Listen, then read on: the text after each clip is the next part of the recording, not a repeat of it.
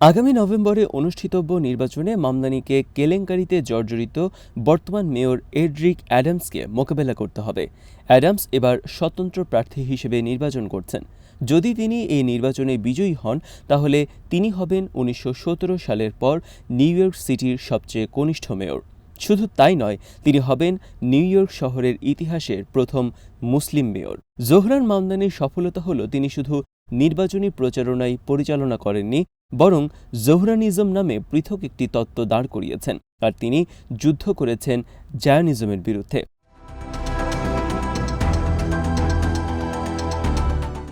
তার এই রাজনৈতিক দর্শন কোনো থিঙ্ক ট্যাঙ্ক বা দাতাদের অভিজাত বৈঠকে জন্মায়নি।